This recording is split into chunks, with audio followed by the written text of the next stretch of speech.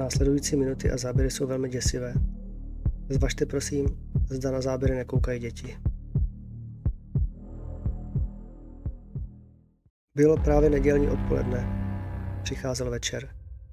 Dvě sestry samy doma však netušily, co se následující momenty odehraje.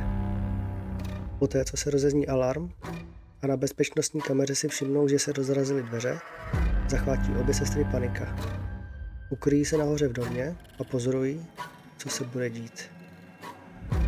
Všechno naznačuje vloupání, ale poté, co se sestry podívají na záznam bezpečnostní kamery, všimnou si, že nikde není žádný člověk, co by dveře otevřel. Nikdo nevnikl do domu. Dveře se prostě rozrazily jen tak. Panika obou sester se rychle zhoršuje. Stále pozorují kameru, zatímco dveře domu jsou do kořán.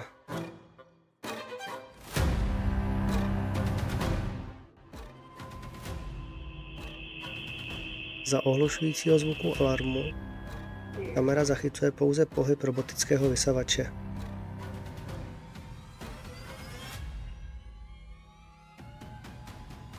To ale není vše. Nejhorší okamžik přichází, kdy se na odrazu z mikrovlnky myhne malá, temná postava. Bezpečnostní kamera se ihned otáčí, ale malá postava je tak rychlá, že kamera ji nestihne zaměřit. Následující minuty jsou velmi děsivé. Kamera se stále otáčí, zaměřuje cosi, co zřejmě není lidské. V temných koutech bytu rámeček cosi označuje.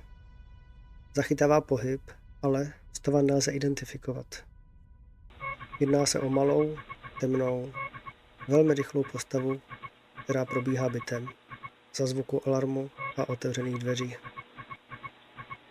Jenže stále to vypadá, jako by kamera něco vnímala. Pomalu se otáčí a snaží se zaměřit něco, co se jí však nedaří. Chvílemi to i vypadá, že kamera je středem pozornosti. Objekty pomalu postupně kameru obklíčují.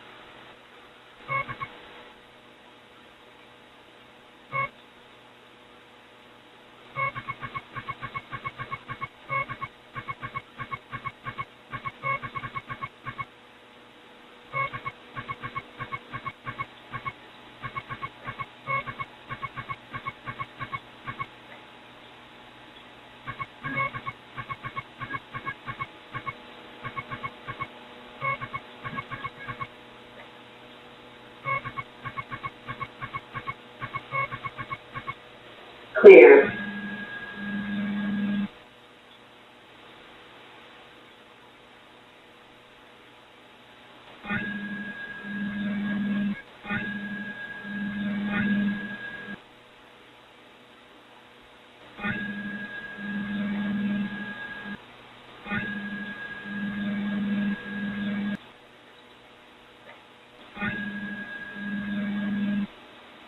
A co si myslíte vy?